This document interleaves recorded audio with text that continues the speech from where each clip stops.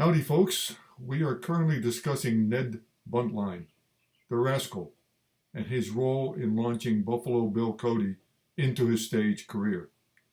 As Buffalo Bill is busy chronicling his thoughts, we're using his notes for this discussion.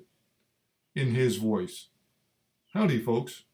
I'm Buffalo Bill Cody, and by now you know who I am, and coincidentally, because that's exactly the same position I was in when I entered onto the stage in Ned Buntline's Scouts of the Prairies in Chicago in 1872. I and my co-star, Texas Jack, were known to the public as frontier heroes through dime novels and newspaper accounts.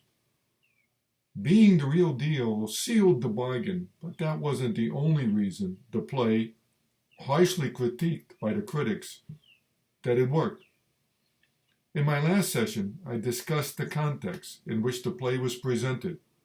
There was a ready audience, a nostalgia for the vanishing frontier, sensationalism, and two very pretty ladies, one of whom was a well-known ballet dancer who performed several numbers while the other was a damsel in distress. I also previously outlined the play itself, Indians, kidnapping, hostages, rescue, and lots of bravado resulting in Indians being killed. In our case, the same actors dying at least twice in one performance. However, the greatest story lies in the notion of a clash of cultures. On the one hand, civilization, on the other, savagery. At that time, Indian wars were underway. Indians were being forced onto reservations through treaties which time and again were broken, and Indians rebelled. There were atrocities, but not limited to Indians on settlers, farmers, but the reverse as well. Kidnapping of white women garnered significant and particular attention.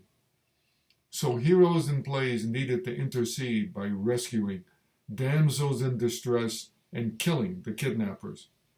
However, there needed to be hope in civilizing Indians, and our Indian princess, played by the Italian ballerina Morlacci, represented that hope. Realized she needed to recognize the savagery and treacherous nature of her fellow Indians by witnessing her father being killed by a rival, and therefore seeking revenge.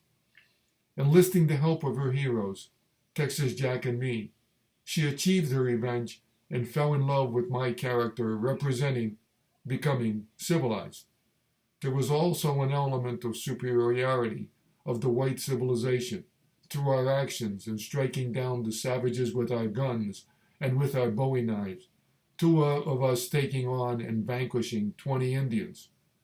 This is the vision that we presented to an idolizing audience which hooted, hollered, stamped its feet, and offered words of counsel and approval very loudly.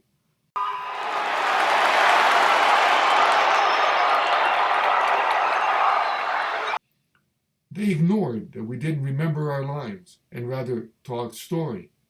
For example, describing a recent hunt I had guided and focused on the themes I just mentioned because it was in tune with their own imagination, imperfectly but effectively caught.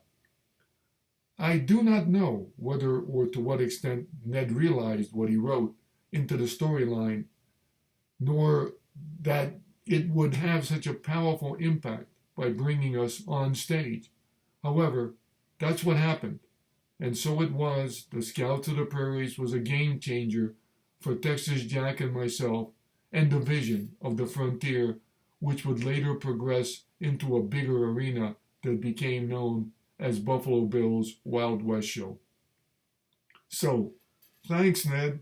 And even though our relationship only lasted a year, you were my connector to the public and to a career as showman for the next 40 years, 10 on stage and 30 in the arena. Until next time, happy trails.